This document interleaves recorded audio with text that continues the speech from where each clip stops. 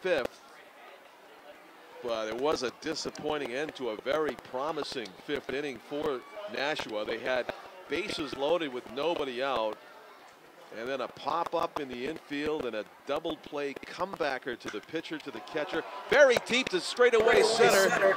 Has a chance. It is off the bottom of the wall out there. LaBelle has it double. Showing off that power from the right-handed batter's box. He's got time as he hands the batting gloves over to the coach.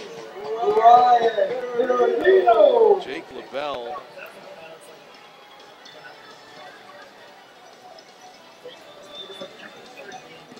Showing off that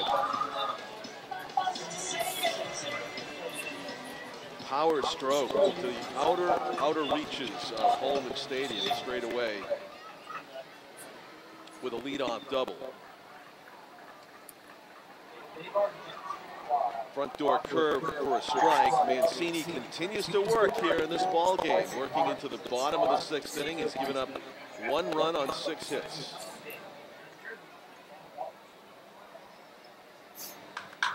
Ground ball, a sizzler right at the third baseman, Dustin Harris. Trying to avoid the tag at first base was Ryan Berardino, but he is out. Heads up play by Matt Michelli over there.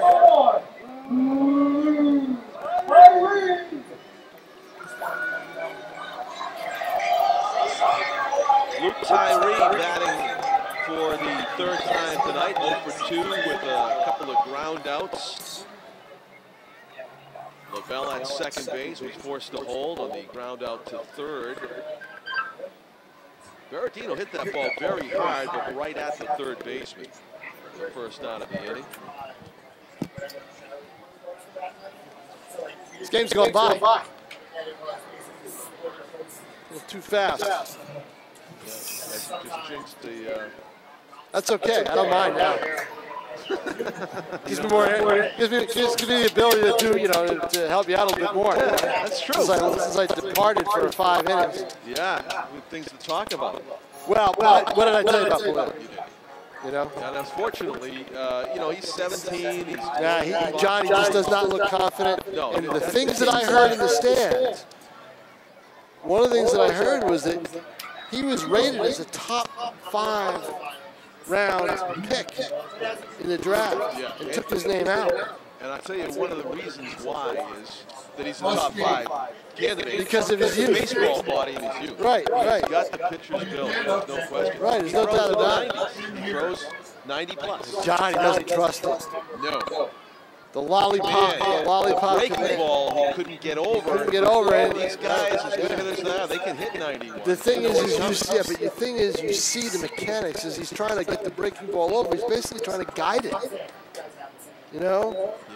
He didn't trust his stuff. No. Couldn't bust anybody inside. That too.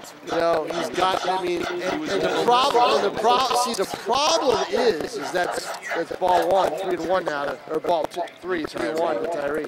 The problem is, I'll tell you after this next pitch, swing and a miss, is you're stuck if you're the Silver Knights, because he's a freshman going to Boston College from San Diego, California. His family's going to move back here. He's from here originally, but he's grown up in San Diego. Okay. But here's the thing. BC sent him here to get him innings. But you can't keep trotting him out there if this is going to be the result and you're trying to get into the playoffs. Luke Tyree doesn't look too comfortable tonight, Tom. Well, Johnny's coming back from that knee injury, and he's missed a week. Yeah. He's trying, but I think he's just not feeling his best physically. Right. And that's the second out of the inning as Tyree swings through a fastball that seemed to be middle there from Mancini. Now we have 2 outs, and it's still LaBelle with that leadoff double at second base. Tom shows me the photo he took of Austin White's valiant diving catch effort earlier in the game.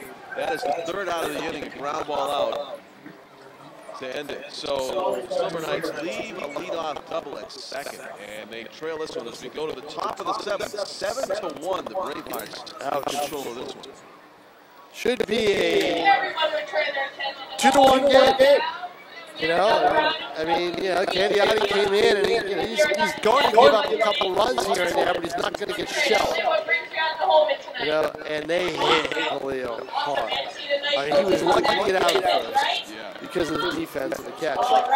And it's just... Costello's made 2 great catches. Yes. Right. How about this Chris Rinaldi character? How hard does he hit the baseball? The shortstop for Worcester. 4 times up, 4 excellent velocities, somewhere around 100 miles an hour. Oh, really kills it. Nails it. And then you got Chelly, that home run that he hit. That was his 7th of the season. He's a talent. Right-handed batter. So to the top of the 7th we go. Tom mentioned it. Casey Candiotti has done well against this hard-hitting Worcester lineup. Cal Ripken Regional Tournament, 12U in attendance tonight. New Canaan kids are pretty happy when their name was announced. Where were they? New Canaan, Connecticut. New Canaan, Connecticut. Colorful uniforms. That's a good shot. Happy Gilmore is correct. Congratulations. Here are your tickets. Enjoy free movie. So to the top of the 7th we go.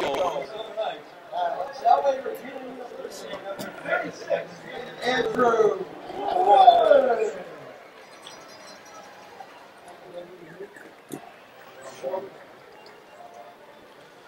New pitcher into the game for the Silver Knights.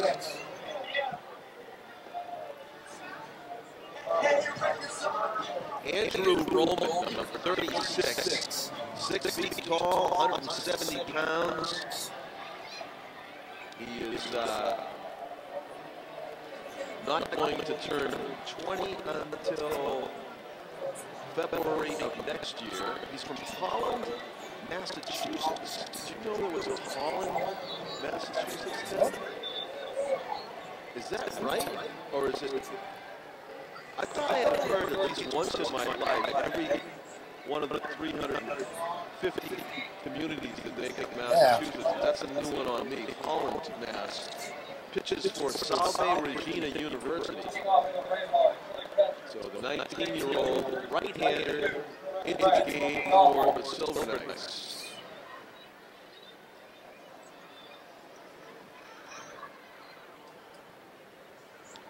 Roman has appeared in 7 games so far for Nashua, all in relief. He's thrown 7 innings and given up 11 hits, 5 earned runs for a 6.1 ERA.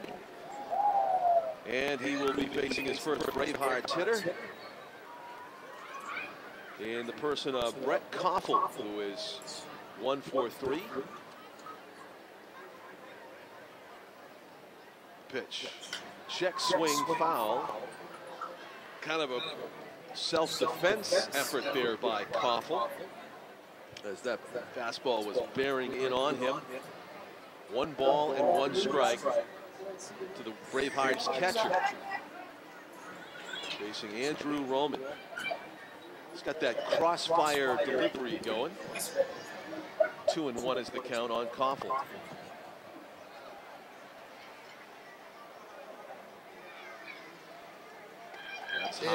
Andrew Roman in the game. He's pretty much been reduced to a little bit of a mop-up role for them. It's a tough. See, you know, they have to trust these pitchers. They have to trust their stuff. But it's tough for this franchise to get a crowd like this tonight and start Polio and have that kind of inning and have that kind of game.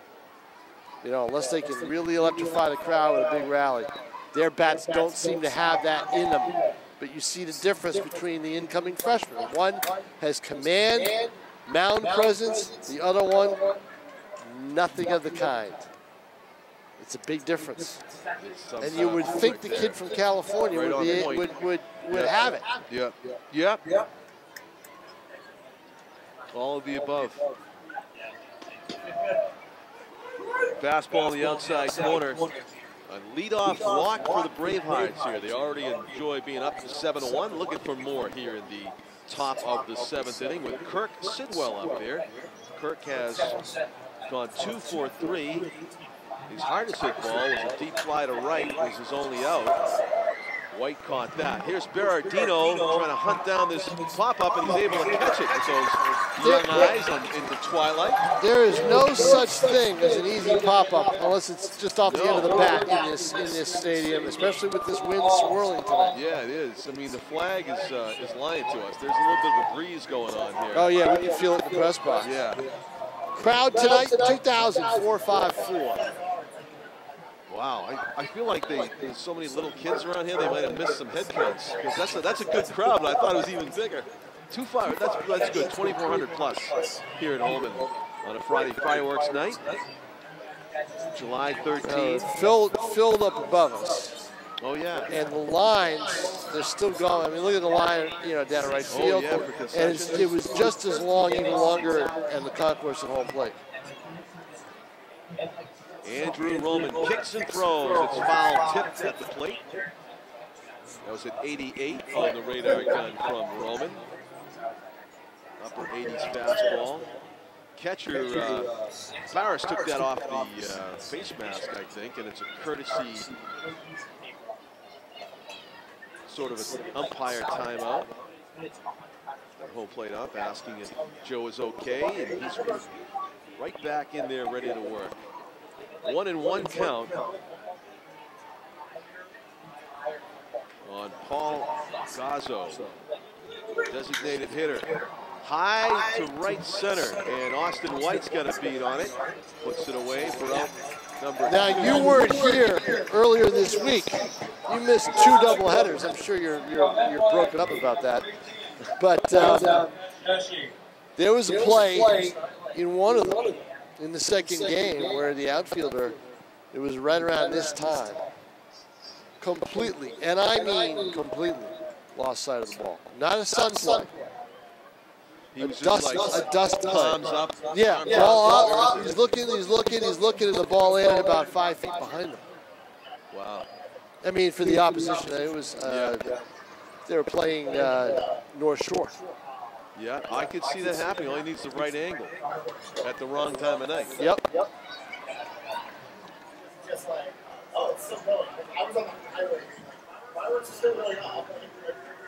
And Andrew Roman popping the mitt in the upper 80s once again, but missed with that fastball. So it's 1-0 on Pesci. Ground ball through the hole into left field for a base hit. Pessi's got his second hit of the night. So with 2 outs, 2 on base for the Bravehearts, and back to the top of the order. Mariano Ricciardi, Tom, batting for the 5th time tonight. Yeah, it seems like he's always. He's walked twice, fallen out twice, but he's you want a leadoff hitter. This is the guy to have up. I mean, he's going to create confusion every time he's on the base pass. You know what's amazing to me? His willingness to swing at the first pitch, and yet he's got more walks than he's got games played. He's got like 27 walks in 26 games.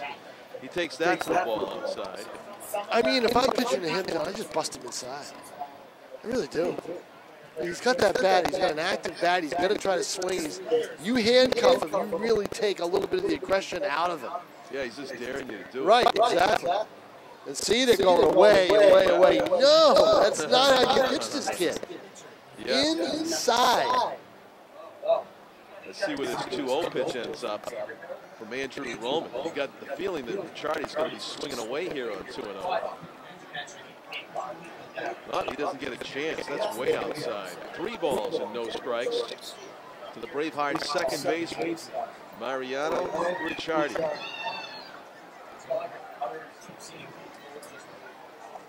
He's walked twice, scored a run, then flied out to center and right fields. Subsequent at bats, but threatening to walk for the 3rd time tonight. That's a ball 4 inside and low, and it's going to load him up with 2 outs. Easy take there on 3-0 for Ricciardi. So here's that guy again, Chris Ronaldo. I think he has seen maybe 5 pitches tonight. He has, the ones he swung at, he's absolutely annihilated. 2 of them ended up in Jeff Costello's glove in the left. Just major league caliber catches, and Kyle Jackson actually wants to talk things over with his pitcher with Rinaldi up there. for the 5th time tonight. Rinaldi, 2 for 3, 2 runs scored, 2 batted in, a single and a double. And as I said, he could easily have 3 extra base hits in this game. Costello took away maybe 5 bases from Rinaldi, those catches. Well, that's why Costello is an FCBL All-Star. And we'll be playing on Tuesday. Yes, along with, and we'll have it for you, I believe, live, right? Hopefully. Along with Cody Morissette, and also the other 2 position players, Jake LaBelle and Ryan Berardino. The pitchers that have been selected for Nashua are Luke Dawson. Let's test my memory. Drew Farkas and Brandon Dufault. There are your National Silver Knight Futures Collegiate League All-Stars. And the interesting thing about it is they divided up the teams. Worcester, Pittsfield, and National are kind of position player-wise one team, but the pitchers are on another team. So they'll be pitching against teammates. And what's going to be fun about this game, John, is they'll be wearing old Nashua Dodger uniforms. One team will be the road Dodgers, the other team will be the home Dodgers. And the uniform numbers of Roy Campanella and Don Newcomb, 39 and 36. I'm not sure which is which. I've got it wrong twice today already. Rinaldi with that big hat, and he fouls it off with 1 and 2. And Ricciardi and Pesci and Coffin lapping each other on the bases. Bases loaded, the 1-2 pitch to the dangerous Chris Rinaldi, Braveheart shortstop. Looks at ball 2, just missed, low and away. A tough take for Rinaldi, apparently the right decision. Trying to pick that outside corner with the fastball is Andrew Roman. Up and in, so we've gone full. 3 balls is 2 strikes. It was 87 on the gun, up and in. Ricciardi, Pesci, and Koffel will be off with the pitch here on 3 and 2 and 2 outs. Roman kicks and throws. Yep. 2 runs easily as they were off with the pitch. And it is a 9-1 advantage. 4 runs batted in the game for Chris Rinaldi on a 2-out hit to left. Roman, to his credit, didn't walk him. He kind of challenged him. He kept it down in his zone, but it's been Chris Rinaldi's night. Boy. 5 hard hit balls, 3 hits. That one kind of stayed in the infield, but that was 3 hits and 3 RBIs. Yeah. And that's it for Roman. Could not get that 3rd out. No, not against this part of the order. No, just a tough night all around for Nashua. This is, Worcester's got it. You can see why they're up there in the standings. Yeah, oh, definitely. They're aggressive at the plate. There's not really an easy out in their lineup, and their pitchers are throwing strikes. Yeah. So Tom, that Mac Shelley home run, I trotted up some bases on history. July 13th has been a lot of All-Star games played. Yes, and this was the one where Pedro Martinez pitched with 10 minutes. Yeah, that was another one when he was the MVP as the starting. Yes, that was probably the most memorable All-Star game for any Red Sox fan, I would imagine. Was, yeah. Because of trotting out Ted Williams. Oh, yeah. Coming out there introducing all the players around him. And the night before, McGuire put on that home run. Yeah, put on a show, yep. Yeah, but you'll remember this one. I was 8 years old and watching this on my grainy black and white in Jamaica Plain. Reggie Jackson, Light Tower Power. In Detroit. Yes. Yep. Yeah, for the Oakland A's. He was an Oakland A then. Yes, he was. Yes, that was really the first year I was a huge baseball fan. 70, I was kind of getting into it. I was growing up, and then 71, I think I was in the 5th or 6th grade, and I really got into it. Yeah. And thrilled when any Yankee would make an All-Star team. The only Yankee who was really on the team, I believe, it was Bobby Mercer that year. But It was a rough patch for the Yankees, wasn't it? Yes. That was the Horace Clark, Gene Michael double play combo. Thurman Munson was behind the plate. He was rookie of the year, I believe. Yep. So there was the beginnings of something going on, you know? And, but Reggie Jackson banged the ball high off that light tower. 75 years ago. Starting pitcher in that game, John Collins? For the American League? 71? Yes. Should I know it? Probably. Catfish Hunter? Close. Another Oakland A? I'm not telling you. Oh, let me work on it. Vita Blue, Tim O'Neill, the trivia. Tim O'Neill always gets the trivia. Nice job. Vita Blue. Yep, Vita Blue, the 1971 All-Star game. That year? I believe, no, they did not. That was the year the Pirates and the Orioles played, and the Pirates won it in, I believe, 7 games. Wow. Roberto Clemente. Yes. Was the star of that. I believe he was the MVP of the World Series, but I'm not positive. Yeah, I think you're right. Manny Sanguillen, Roberto Clemente, Willie Stargell, Dave Cash at second base. Grounded over the mound, and a tough play. That's not a tough play. That's not a tough play for Cody Morissette. But I'll tell you what, Cody Morissette is beating himself up a little bit over grounding out into that double play. Oh, the bases loaded, one out, and that was a rally killer, and it could have been a lot better for the Silver Knights tonight. Exactly, could have driven in 2 runs and would have been 6-3, and you know. But still, fun night at the ballpark. Everybody's going to be treated to a fireworks show afterwards. It's a fast-moving game, so they got plenty of time. 7th inning stretch time here at Holman Stadium.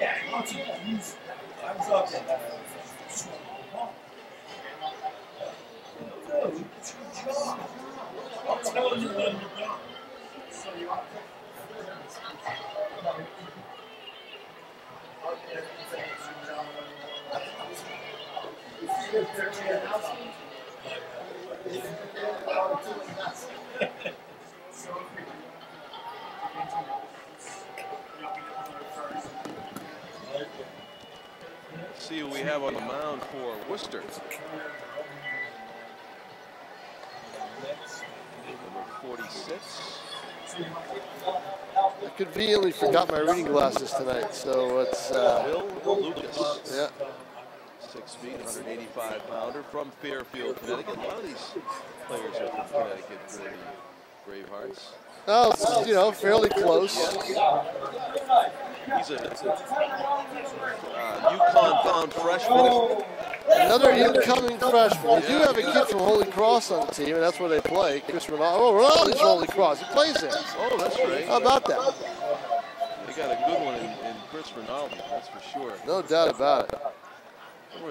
Ronnie Perry, remember him? Oh, yeah, sure. Shortstop. Yeah.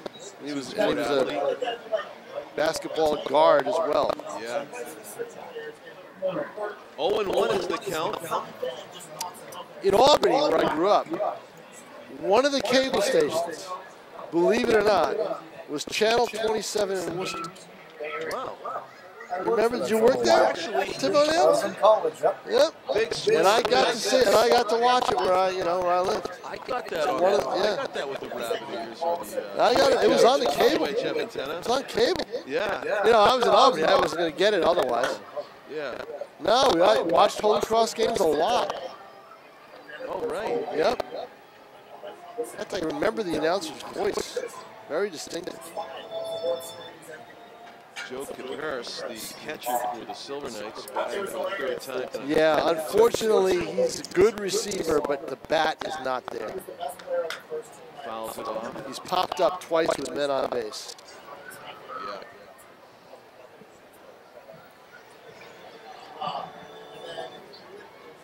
Jeff Costello's got a 3 pop up the second night going.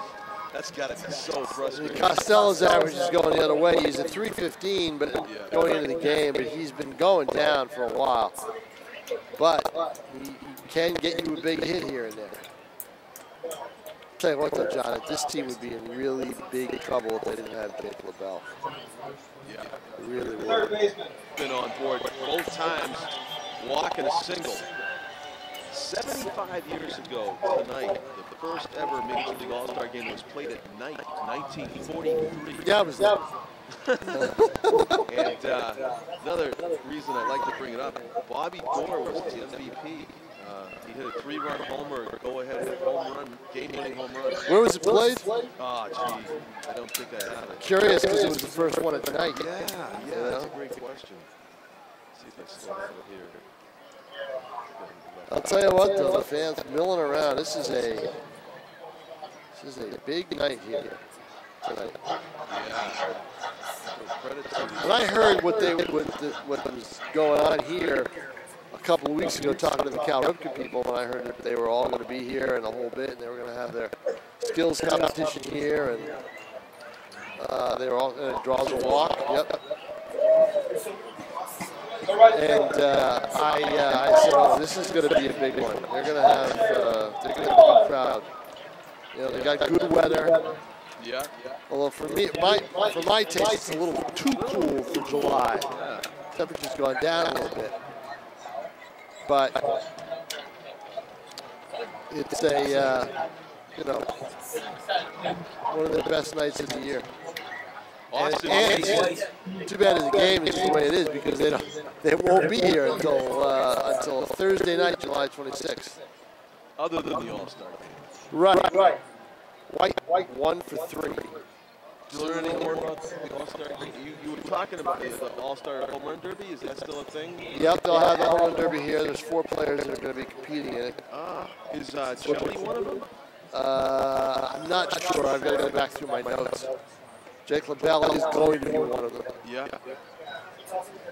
Jake LaBelle nearly had a home run to straightaway center tonight.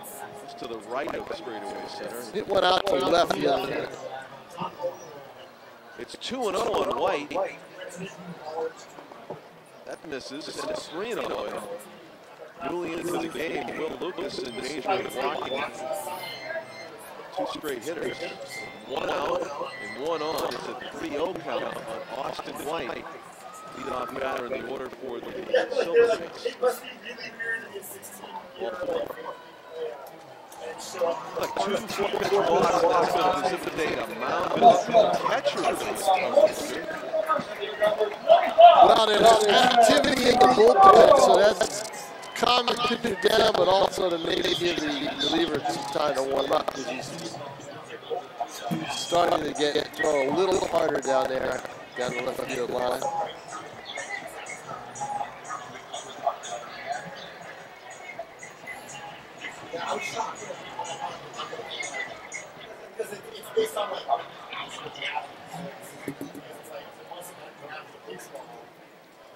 (1953) All-Star game. 5-3 American League took it. Off the door with the 3-run homer. Winning pitcher Dutch Leonard. Shibe Park. Philadelphia. I have no idea. S-H-I-B-E, I believe it was Philadelphia. Oh, no. I've read a lot of books on maybe 20th century baseball. That was what the Phillies used to play. Jackknifing out of the way of that one was the Silver Knights 2-hitter Jeff Costello. And the question is, can he avoid popping to second? Yes.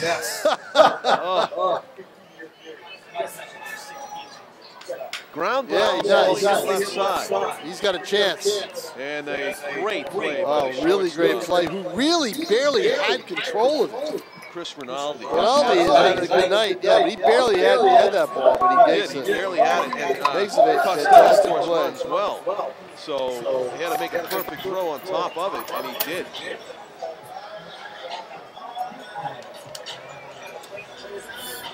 What year is Rinaldi at Holy Cross? He's going into his junior season.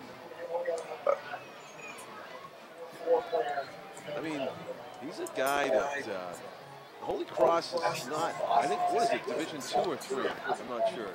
It's not Division. It's not Division 3. It's Division 1. It is Division. Yeah, it's Holy Cross Division 1 school. Wow, I didn't realize that. Yeah, but it's in the Patriot League, which has a lot of restrictions. Okay. Well, how many games they can play and stuff? A lot of scholarship restrictions, the whole bit. Yeah. But I mean, there's been some good players that have come out of the Northeast, position players and middle infielders, and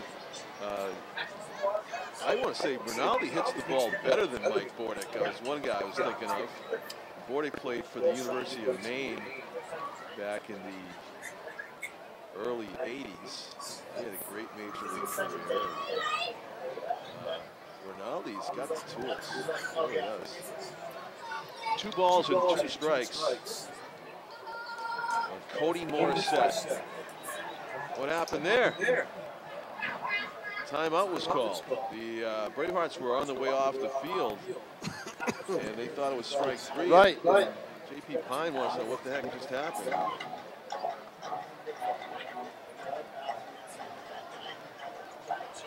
Count was 2 and 3 up on the first second there.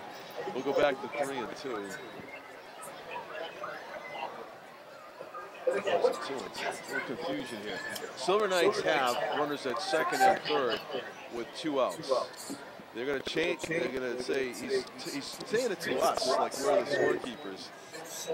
It's 2 and 2. They do change it. Hopefully, umpire was looking right back here. Will Lucas's pitch is in the dirt. Well, they're trained to look. They're trained to look up to the middle. Yeah, so, that makes sense. John, it's not been a great year for umpires in this league. No. No. Part of the problem is, I think you pointed out, having only 2. Having only 2, the quality of the 2 hasn't been that great. Morissette lunges and swings and misses for strike 3. Yeah. Quality hasn't been that great. And yesterday, a doubleheader was supposed to start at 5:05. Didn't start till 5:25 because the umpires were about 15, 20 minutes late. Oops. Not good. No. Yeah. You know? Some miscommunication went on there. I don't know. It's miscommunication. In fact, they just didn't get here on time. To the top of the 8th we go, and the Worcester Bravehearts in the driver's seat up 9-1. Here on a Friday, July 13 at historic Homer Stadium. John Collins with Tom King. Our cameraman is Tim O'Neill.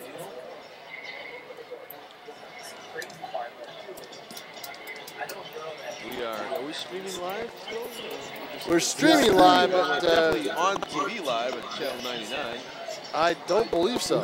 Oh, we're not. That's the one we're not. Yeah, that's the one we're not on. We had some streaming problems. We're on YouTube live, streaming live. Okay. We had some streaming. Well, if you're watching the recording, welcome to you, folks.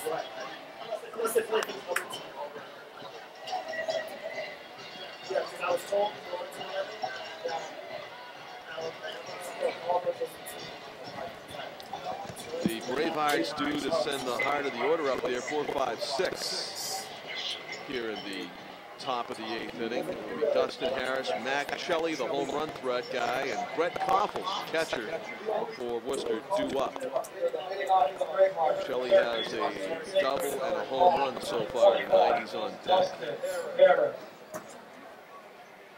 And he is my nominee, if he's not already, to be in the FCDL Home Run Derby.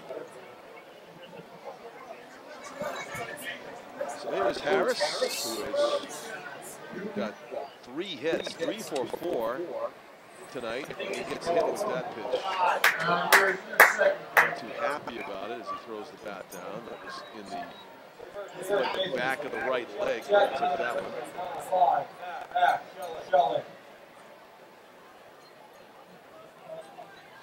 Mac Shelley, 2 for 4.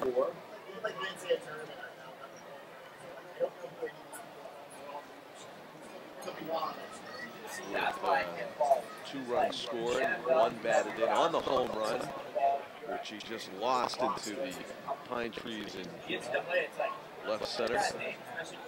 The pitch. Look out, that hits him.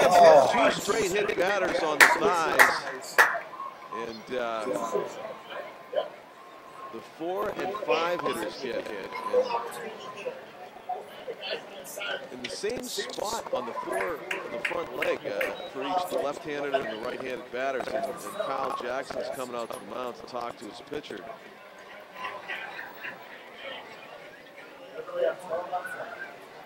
Andrew, actually number 22 for the Silver Knights is Aiden Welch. 6'3", 215-pound right-hander from Philadelphia, Pennsylvania. Plays for Millersville University. Aiden came into the game with a 6.9 earned run average, 10 innings pitched, and 10 runs allowed. Only 8 earned runs. 5 strikeouts, 10 walks.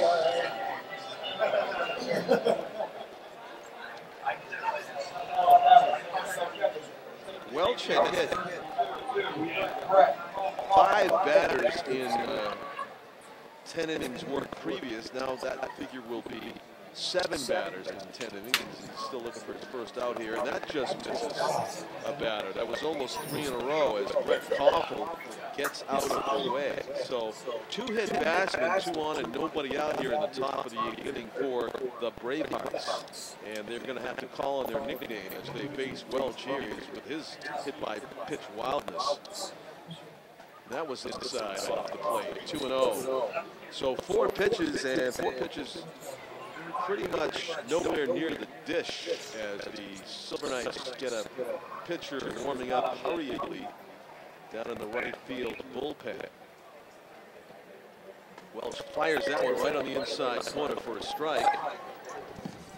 It's 2-1 as the breeze picks up. Wind blowing in, at least as far as we know here at Holman. The 2-1 on the way, up and away. Joe Paris, Silver Knights catcher had to move quickly to get a glove up on that one. 3 balls and 1 strike. And Welch in danger of loading him up with nobody out here in the 8th.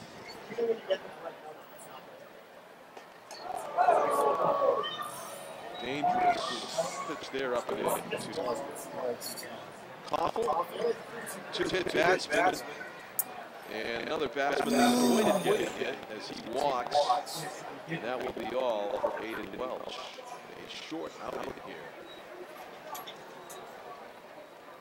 His numbers don't seem to get better as he entered the appearance with 5 strikeouts and 10 walks and 10 innings pitched. Now he will leave without recording an out, and it will be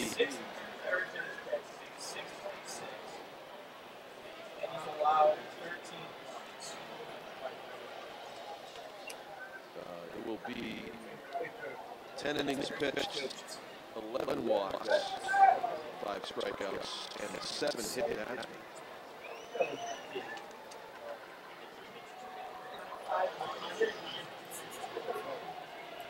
Okay.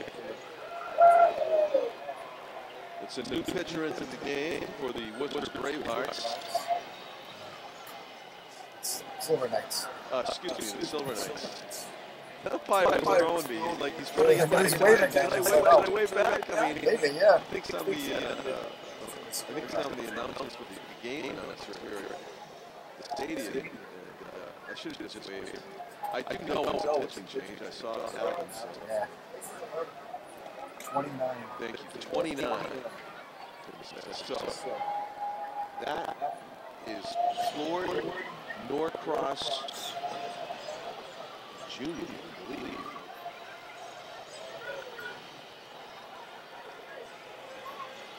Floyd Norcross, 6'2", 190 pounds, is from Auburn, Maine, and he pitches for the University of Hartford, where he's about to enter his sophomore season.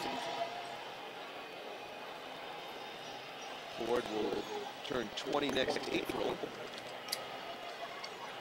So 19-year-old on the mound for the Silver Knights, warming up. As he enters the game in the max jam, bases loaded, nobody out at the top of the 8th from Plord Norcross.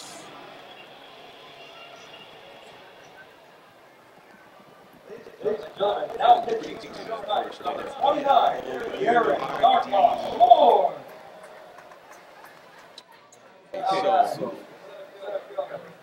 2-hit batsman and a walk. Kirk Sidwell is the happiest guy in Holman Stadium that Aiden Welch is no longer pitching,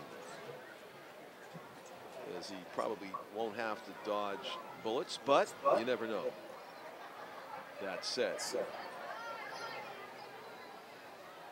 Norcross will be looking in for a sign, looking for a way to get out of this jam. Bases loaded, nobody out.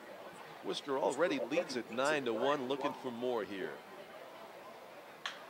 Very high to straightaway center.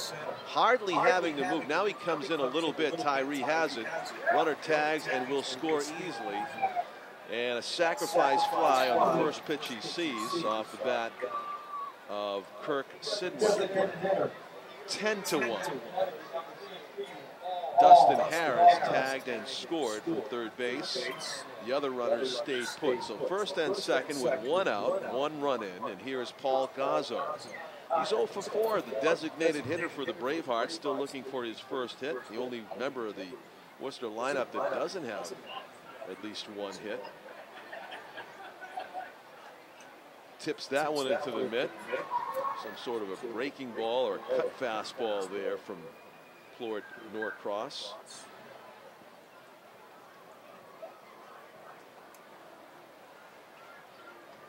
And here comes the 0-1. Low and away, 1 ball and 1 strike.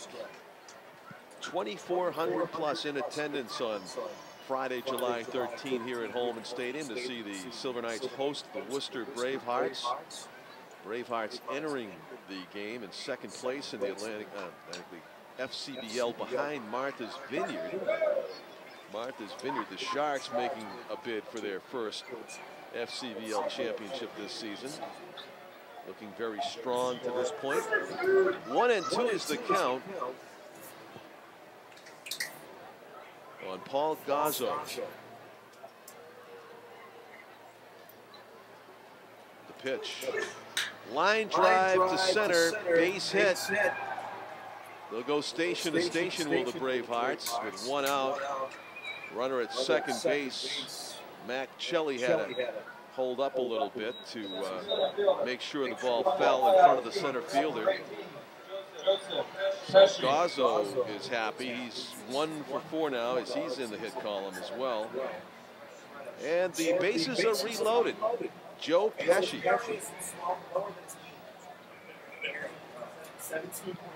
is up there. Sure, he's heard all the Joe Pesci Goodfella references and jokes that he wants to hear. There's a strike call, top of the zone, down the middle from Plord Norcross. Was given up 1 run on a sac fly so far since coming in with the bases loaded and nobody out. Bases have been reloaded now, and pitch to Pesci off the end of the bat, fouled up in the air, and look out. It's the picnic table area over there by the administration building in Holman. 0-2 on the Bravehearts center fielder, Joseph Pesci. The pitch. Checks his swing. They're going to probably appeal on this to the base umpire. He says no swing. Probably the right call. 1-2 to count on Pesci. Joe is from Lake Mary, Florida, and he plays for NYIT, so he's a teammate of Silver Knights' own Jake LaBelle. The pitch. That's strike 3 called on a ball that sounded like it might have bounced.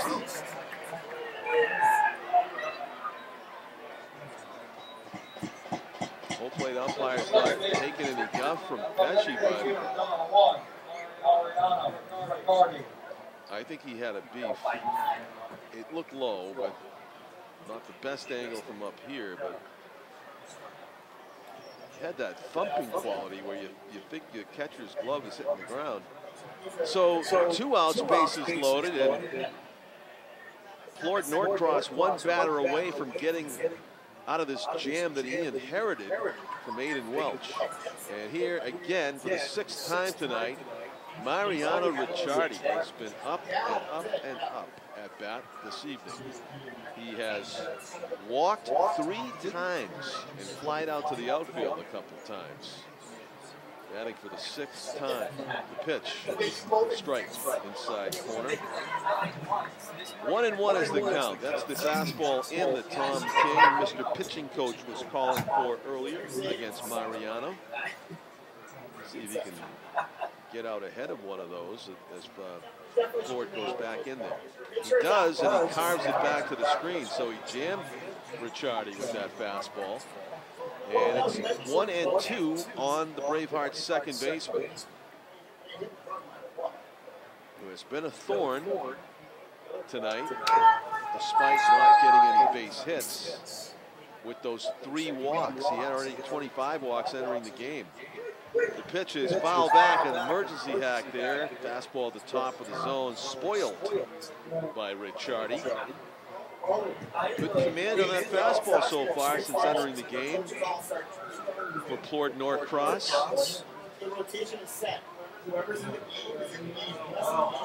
Auburn, Maine. Do the 1-2 pitch again, despite getting jammed on that inside corner a couple times. Looks like Ricciardi's not giving any ground. He's not backing off from the plate at all. Again, bust him inside. There it is, see? Down and in. And he got him. That's the down and in. That's the pitch. That's only the 2nd out. People will hesitate. That's the 3rd out of the inning, and they didn't know the outs. As my Nashua baseball teammate Steve Smith would scream in mock anger, no the outs. No the outs. John, I was at a softball game this year where the umpires didn't know the outs. Oh. High school softball. Know the outs. Yeah. It's basic. Know the outs. Boy, I'll tell you what. The 8th we go.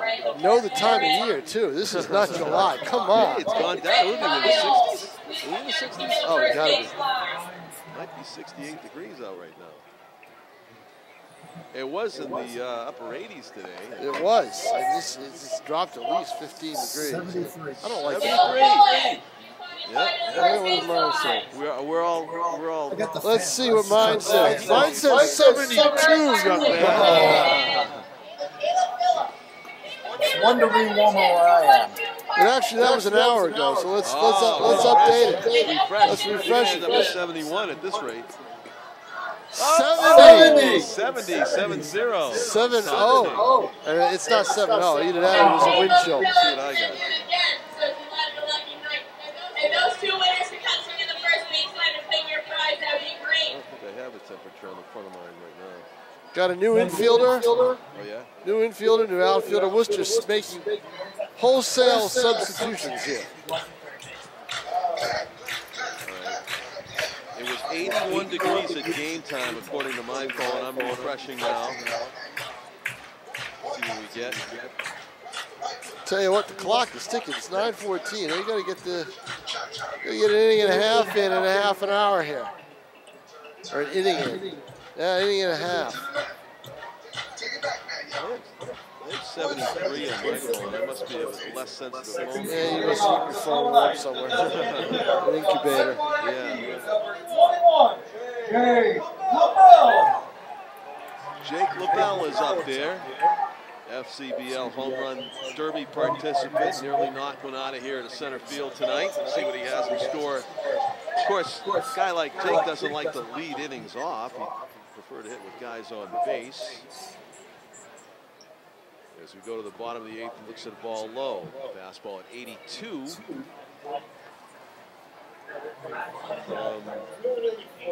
young Mr. Will Lucas. Pitch.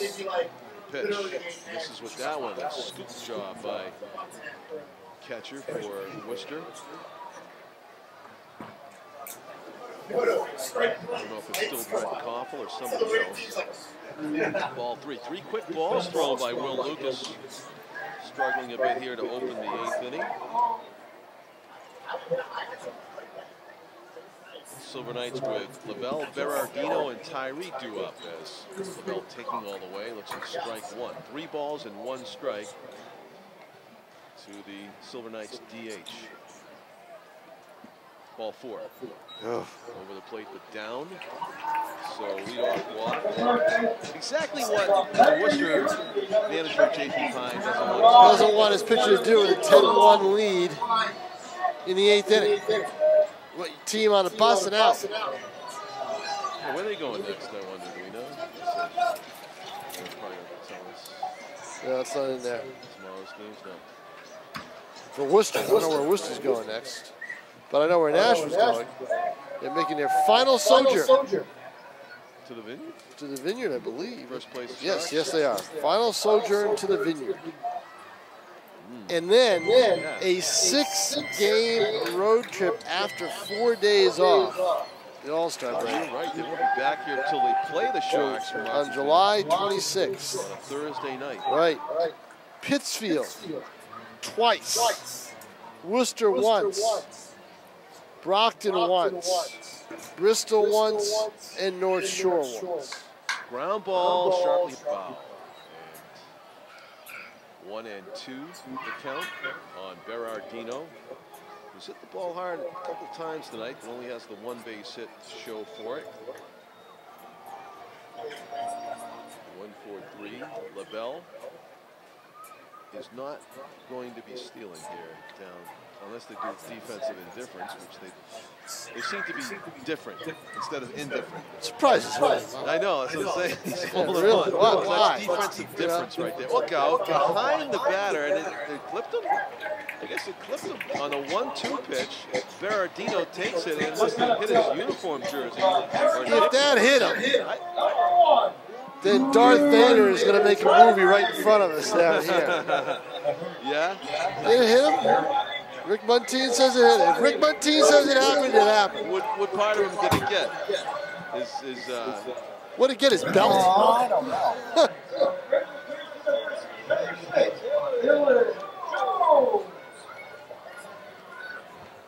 Lavelle, the little cloth hanging out of his back pocket? They're going to pinch run for Jake Lavelle. Yeah, I would too. No reason to have him out there running. Ends up getting hurt. Yeah.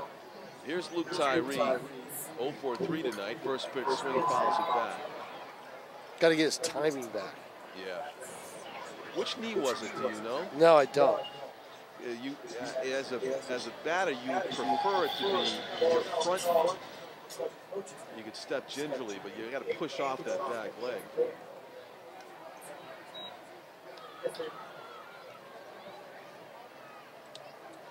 So 1-1 is the count. Will Lucas missing low again with that fastball. 2 balls and 1 strike at 82 on the gun. Silver Knights with something brewing here. Nobody out. 2 runners on. Tyree ahead in the count. 2 balls and 1 strike. Hard hit left center, sinking fast. It'll be a base hit. It is in there. It will drive in a run. And it's going to be extra bases. A 1-run double. The ball gets away and the infield is cut off. Luke Tyree comes through with a ringing double to left center. And it's a 10-2 ball game. Still with nobody out here in the 8th. That's got to feel good for Luke Tyree. JP Pye will make a pitching change, it looks like. Oh, boy.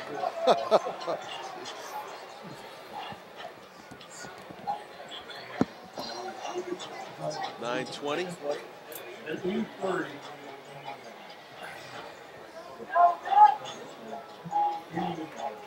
I remember somebody said that this game was moving along fast. You remember that?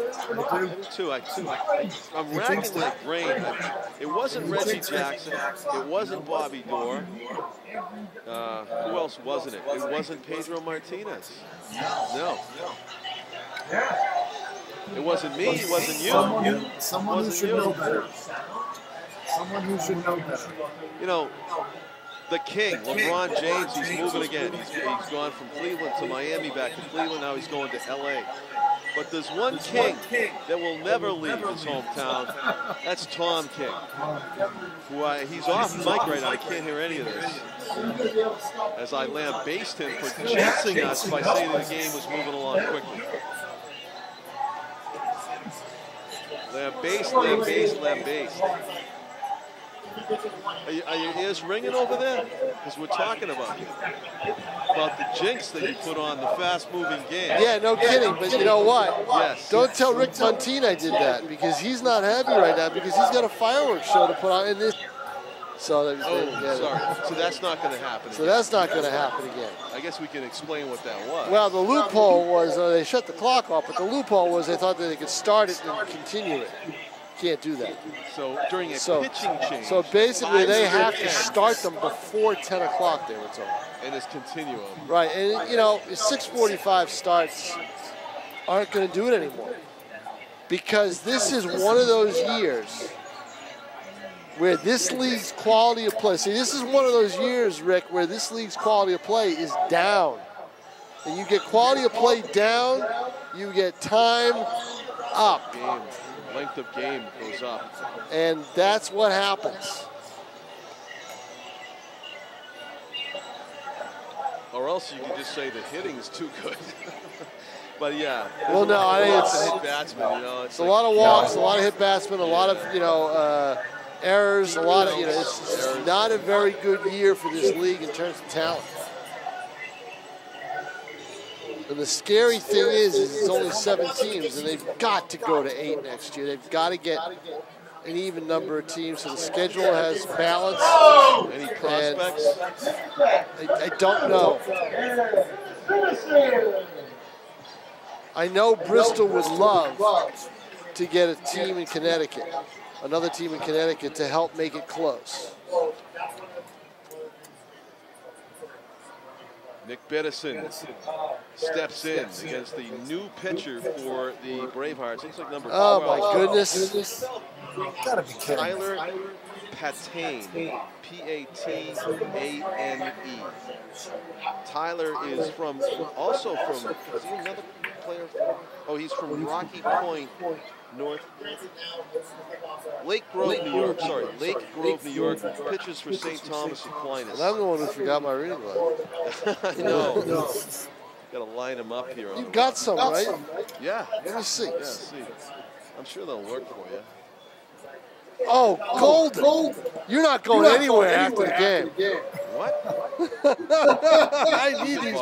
I need these puppies. No, you need them more than I do. You got to do. I got multiple glasses. You do?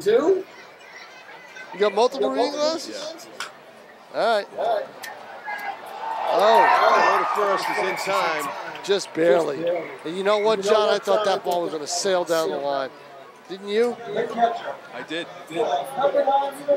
Fielding his position, though, is Tyler Patane. Well, I'll give him to you Tuesday.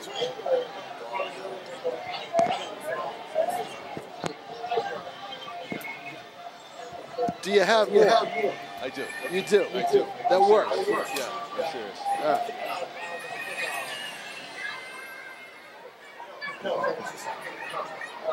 I don't know how you can work with them. At this point, I'm just useless. I can't read. Well, it's when my contacts are in that I need them. Okay. And they're in. Yeah. So, yeah, exactly. Me too. And I'm hoping that the glasses are home somewhere. If not, I got these. You know. 1 out, 2 on. Silver Knights line drive, or actually fly ball to straightaway center. It's going to score a run. Yep. So it is a sac fly RBI.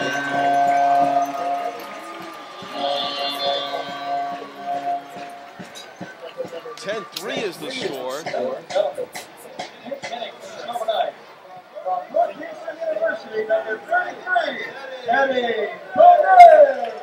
So a pinch hitter for Nashua. Teddy Baudet from Franklin, New Hampshire, heading into his junior year at Northeastern. Yeah, started the year, didn't think he was going to be able to play. and then told B.J. and Everett, I'll be ready by July 1, and he has been. Strike on the inside corner. Coming right after him. Fastball. There's Patain. I don't know if Patain gets to the bat, but if he is, he's one of those guys that throws right, bats left. Pitcher for Worcester. Curveball inside corner. The runner was going. I think it's a stolen base. The third baseman is in the area. Can't call it total indifference. 0-2 is the count, though, quickly on Beaudet. 2 outs, needing something to keep the inning going. As Patain kicks and throws. That curveball, boy, what a bend on that curve. Yeah, he tried to do the front door. You know, you think it's going to hit him, and all of a sudden it just drops.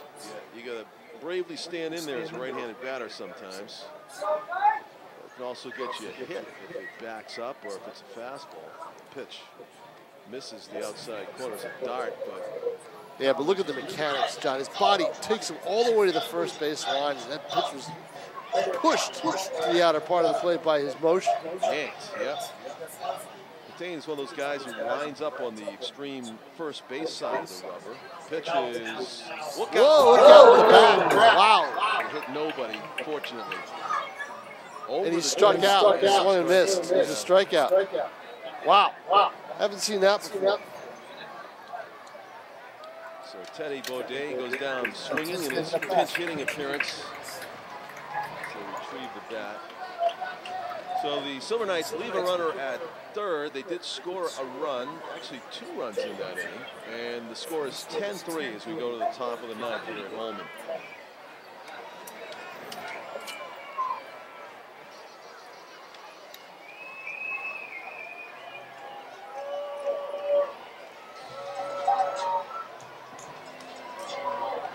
Now the Silver Knights players are going to be throwing Frisbees into the crowd. Yeah. I haven't seen this before. Yes, that's a new convention. It's a new one, huh? No announcing, no announcements. Some of the Cal Ripken 12U players that start their tournament tomorrow, they're still here awaiting the fireworks. That, oh yeah, are you kidding me? This is what they came for, fireworks. I mean, 30 minutes away from the deadline, top of the ninth, Tom. Have to start them before 10. It's a good shot. I think they got a good shot. Worcester scores 5 runs. Yeah. Worcester scores 5 runs. Tim O'Neill's going to throw me out of the press box. That's the suspense. We're keeping the crowd. Will the fireworks happen? Well, they'll happen. But the game may have to stop for them to happen. Oh, would that be something they would do? Yes. They have to, I would imagine. You have this many fans come to see a fireworks show, you've got to put one on at some point. Alex Brickman is a position player who is pitching for the Silver Knights. Yep. That's not good, John. Not good for speed. Yeah. No. Not good for speed. I'm surprised that, well, you know, it's a 10-3 game, but I'm surprised they're doing this because they've got one more game left, and then they go, then they're home. I mean, then they're off for 4 days. Everybody's going to be well rested. Brickman, 6'3", 265 from Andover, Massachusetts. Look out. And not even close to the plate, and that's the problem. 2-0.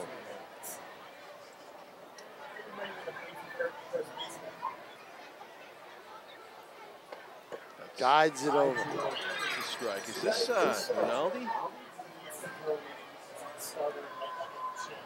Lost track. It is. Tough grounder, and he's going to beat it out. Yep. Another hit for Worcester's number 4, Chris Rinaldi. And that makes 4 for him, right? Yeah. 4 for 6, and those 2 outs were rockets. So leadoff batter aboard here for the Bravehearts in the 9th inning. Infield single. They're going to hit the ball hard off of Brickman. The question is can they pop it up or hit it at somebody? Hit it right at somebody. They did hit it at Morissette, but it was hit so hard it was at the outfield grass before he could get to it. Yep. And then he's, you know, had no footing. He has to make a long throw if he's anywhere close to a feet. But now Brickman's throwing it outside. So 14 hits in the game for the Bravehearts.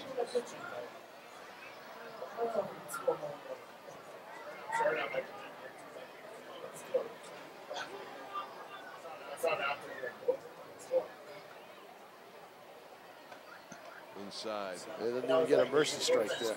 I know, mercy strikes. Yeah. You're right, that would be nice. I'm counting the number of walks. I see 6 walks, 1 intentional, and 2 hit batsmen. Look out. Not even close. And that's 7 They walks. can't. Can they? This is going to take all night with Brickman. There's nobody out. And there's 2 on. There's another guy that's had a big night. Dustin Harris. I have him for 3 for 4 and a hit by pitch. Yep. And 2 runs batted in. The cleanup hitter in the order for Worcester's got to be licking his chops if he can just get one right in the middle of the plate. Silverknight's just hoping he hits it at somebody and it's a ball low.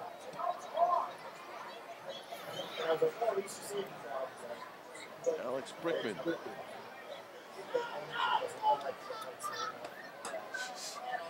Searching. Remember that TV show, In Search of? Home plate. Home plate is the object. No, but I think I'm going to have enough time to try to figure it out. If I can figure it out. And it's going to hook foul. Big bounce out of the bullpen. You remember that TV show, In Search of, Tim?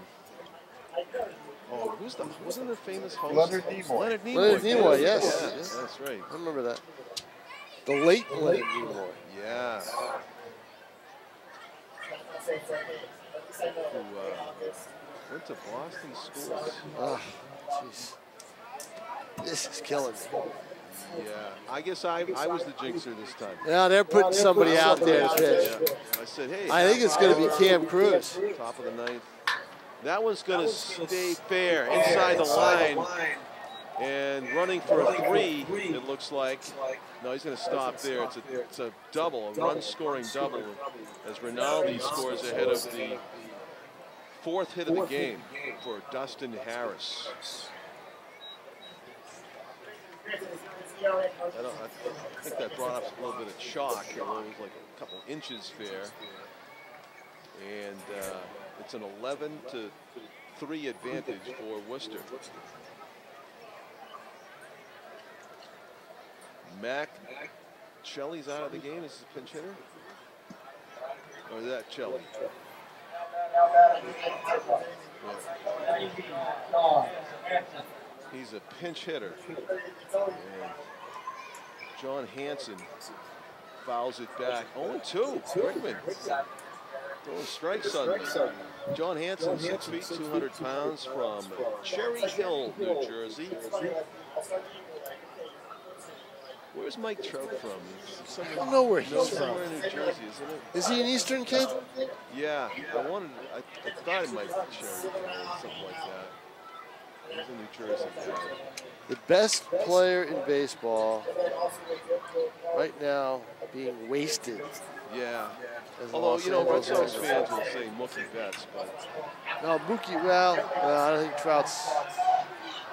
I think Betts is getting there, but I think Trout's got the head start. you know where I'm at with that debate is that 13 pitch at bat grand slam that Betts had last night. Well, I it's don't see Trout doing that. fresh in your mind. I know it is fresh. Trout doesn't have to do that. He does it in the first 2 pitches. Right, you know, I that's still the thing. think- See, Trout's not going to get the pitches that Betts is going to get. I guess. You know, maybe. Yeah. they're very careful with Trout these days. Strike 3. three. Oh, Yeah. Alex Brickman with the cut fastball on the inside Looked corner. it, didn't it? Yeah. Late movement. We'll talk to about a catcher. John Hanson struck out. The 6th pitcher for Nashville tonight, I believe. Ooh, yeah. So that's the first out of the inning here in the top of the 9th. Brett Koffel up for the 1, 2, 3, 4, 5, 6th time tonight. Most of the batters in the Bravehearts order are getting up 6 times in the game. Those that stay in don't get pinch hit for it, like Koffel. Koffel has a couple walks, a single, 1 for 3, 2 balls and no strikes. That's low, and suddenly Brickman, who had momentary control, can't find the plate again. 3-0. First base is empty.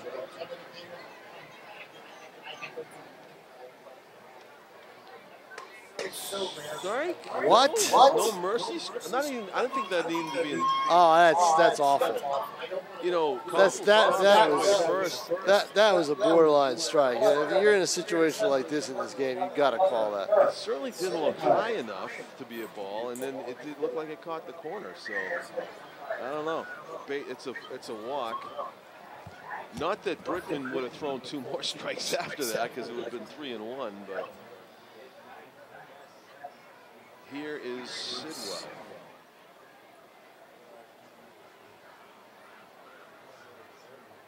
Where'd that miss? Must have been high. Looked like it might have ended up in the strike zone. Base hit right field. 2 runs are going to score. Here's a throw to the plate. No. 2 more runs for the Bravehearts. It's 13-3. As Koffel goes the other way for a couple of RBIs. I mean, no, Koffel walked. He is now at second. Yeah, they're going to take Brickman out, and not sure. Is it going to be Cam? I thought it was Cam Cruz that went down to warm up, but I'm not sure. And now Rick Montine's going to come out, and he's going to talk to the umpires to see if they're. They want to do mercy rule? Well, no, I think what they want to do is they want to stop the game so they can do the fireworks before 10 o'clock.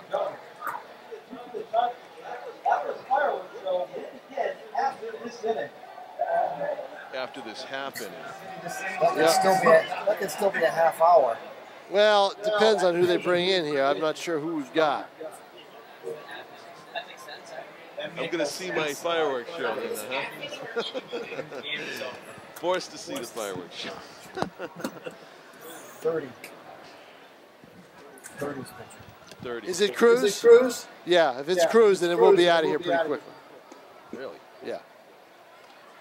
He is the fireworks closer.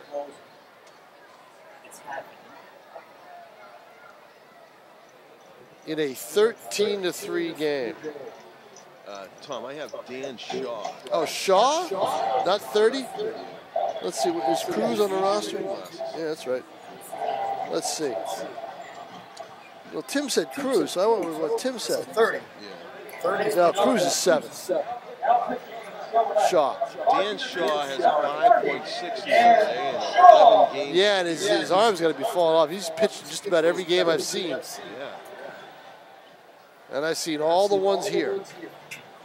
He's got 18 strikeouts in 19 innings to go against 6 walks. Not bad. Strikeout to walk ratio at all. 3-1.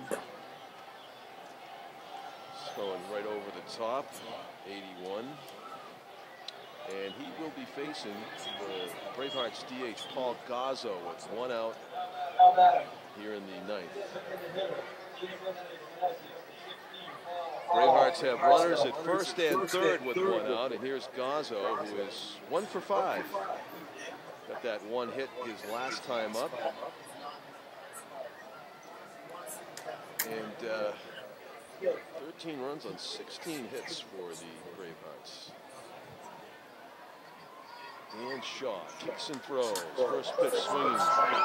Gazzo fouls it off to our So right. safe to say the Alex Brickman experiment is kaput. Yes. Trying to save your bullpen, but like I said, you've got 1 more game and then they're off for 4 or 5 days, 4 days. So Yeah. And I confess, I've taken off after the game during fireworks shows. Tonight, I'm staying right here to the bottom of the ninth. How about that, huh? Yeah, no quick escapes.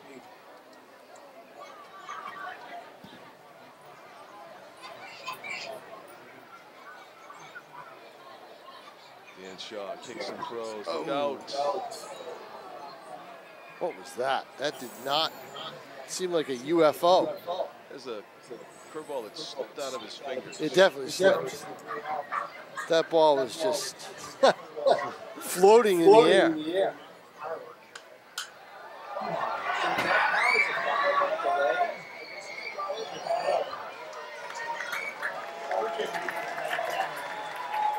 Tell you what, a lot of these Cal Ripken kids are going home. With the baseball, too. Yeah. Oh, they have to. You're right. They got to get a good night's sleep. Maybe they get the 9 o'clock game tomorrow. No, there's no. I think they start at 12. I typed it up today. I think it's at noon. Oh, is it? It's a noontime start. Oh, I like the late sleep in. My old man league, we got 9 a.m. games. I want some noontime games. Boy. Another foul. A lot of baseballs being used tonight.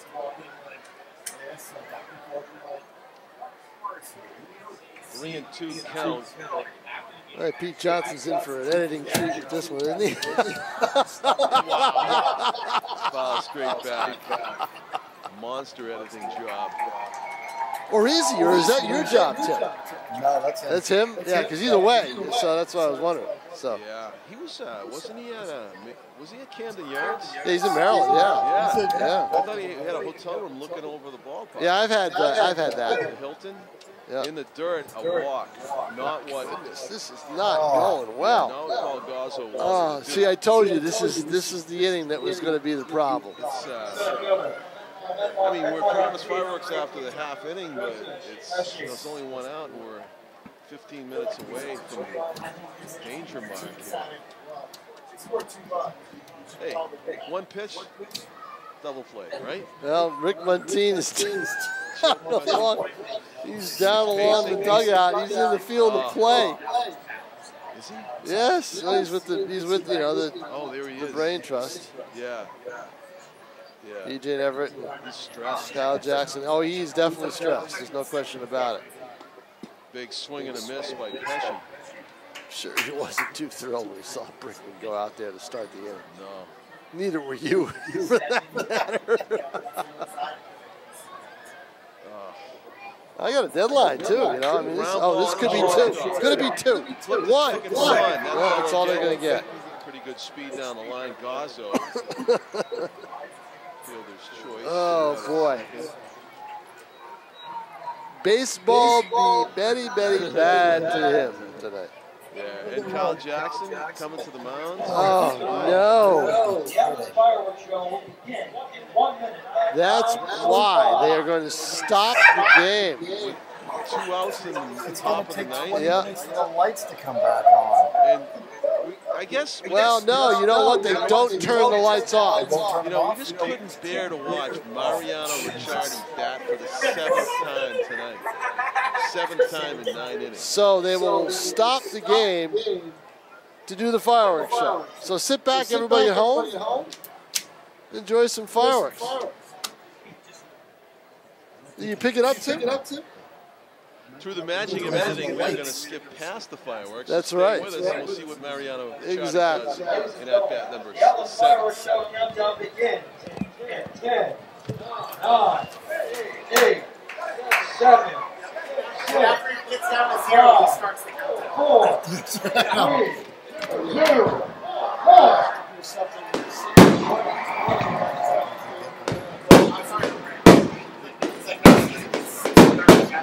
Oh, yeah, I know. Jesus.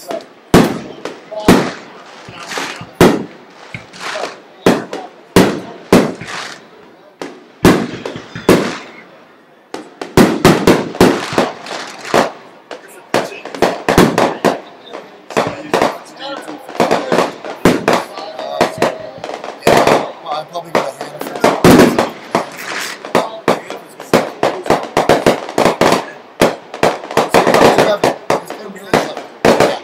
One down here.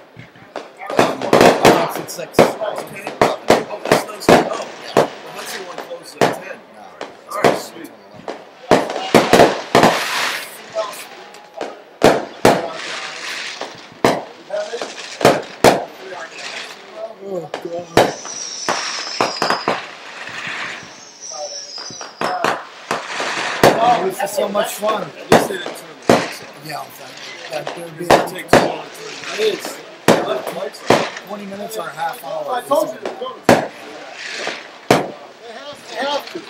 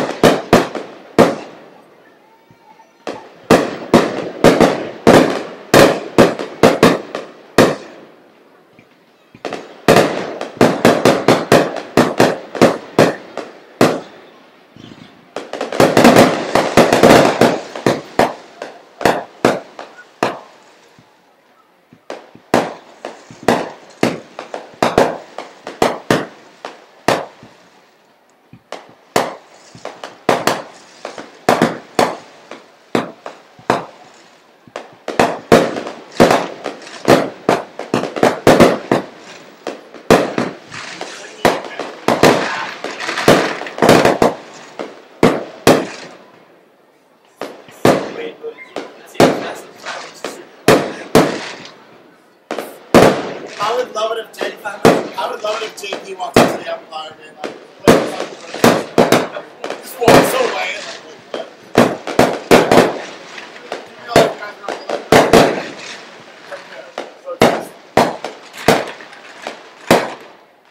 He's like animating me talking.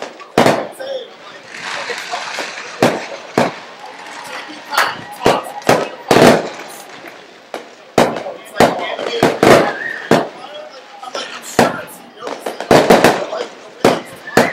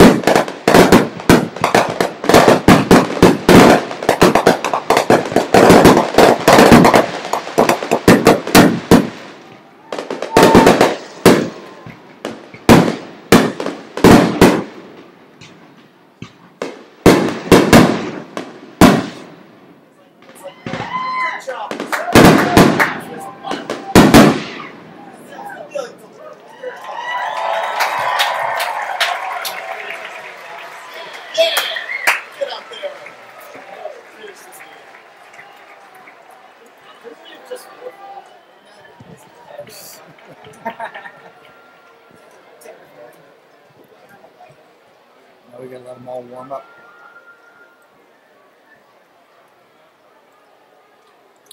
They're going to have a big 11-run rally. On the 10th, I would just choke me out. I have a chokehold. I I just pat his head, say, go to sleep.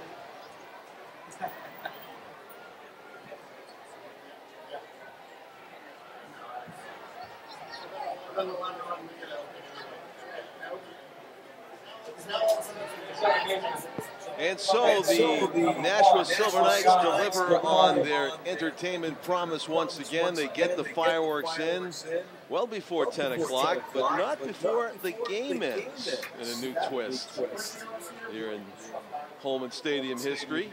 Game resumes, and Mariana Ricciardi swings through that 81-mile-an-hour fastball on the upper inner corner from Dan Shaw. Fouls it off to the left, and it's quickly 0-2 on the Worcester Bravehearts leadoff batter, Mariana Ricciardi, who is at bat for the Cody Morissette for the third out of the inning. So a quick third out there as Ricciardi is retired. Ricciardi walked 3 times and flied out to the outfield 3 times. He's almost hit them like 9 times, so it's like it's hard to swing at that pitch. The ball coming in your face. I guess you mean closer? No.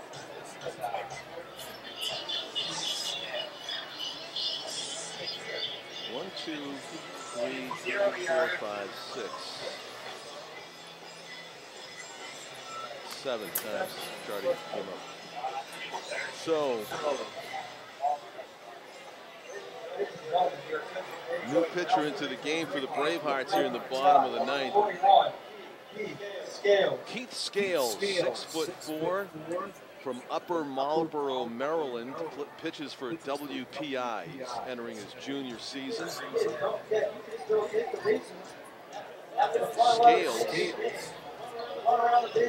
has appeared in 3 games so far for Worcester, and he is yet to give up an earned run. 3 innings pitched. And I was like, did anyone follow this? He is due to face the top of the order for the Silver Knights. Austin White, Jeff Costello, and Cody Morissette.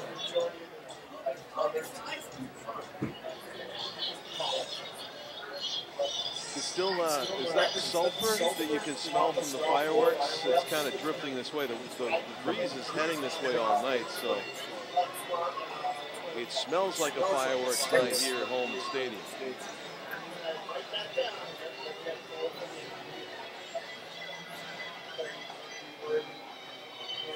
A lot of the fans are making their way to the exit after that terrific fireworks display. It is getting later in the evening.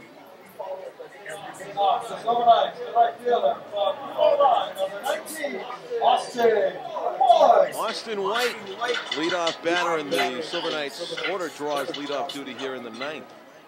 It is more than a tall task for the Silver Knights here, trailing by 11. 14-3 is the score as the home team comes to bat. Bottom 9. And Keith Scales fires one outside for ball 1. Registering at 82 miles per hour.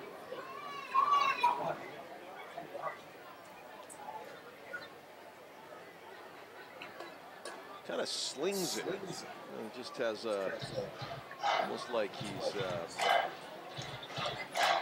skipping a rock across the water. He's missed with 3 straight pitches, however. Not looking like he's got that great a command of the outside corner, if that's in fact what he's aiming at. Looks like it is. Missed low. 4-pitch walk to Austin White, leading off.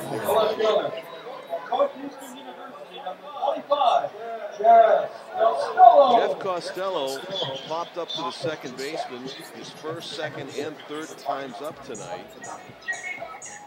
Most hurtful one for him, I'm sure, was with the bases loaded and nobody out in the 5th inning. And he also has walked. So there goes the runner. They're not keeping him on, and charging that one, Chris Rinaldi, who's had a fantastic night, throws out Costello. Boston College, number 8, Cody. So 1 out here in the ninth. Cody Morissette. He is 0 for 4 with a rounded into a double play with the bases loaded in the fifth. It's been a tough night for the Silver Knights offense, no question. Swinging a ball outside, strike one.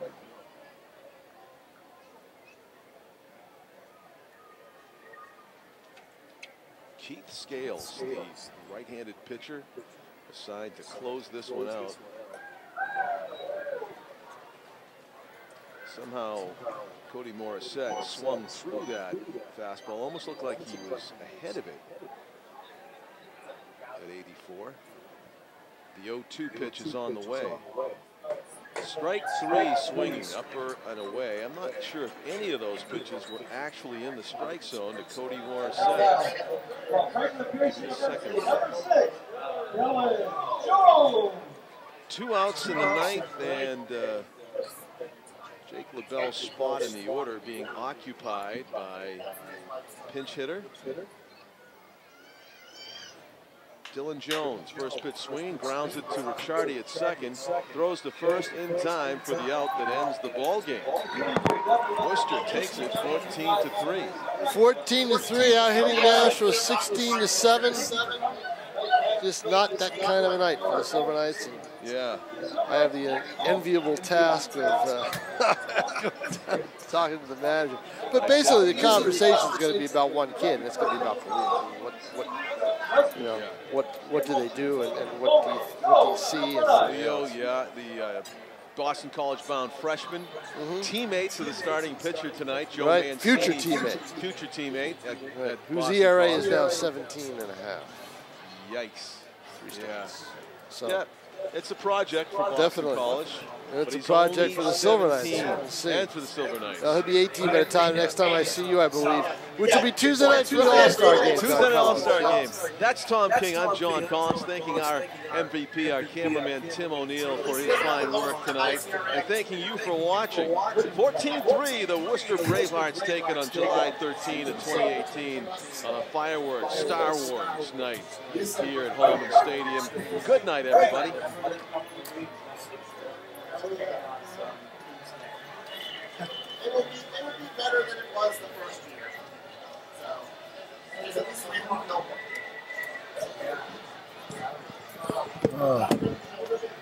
How do I close this? 2 weeks.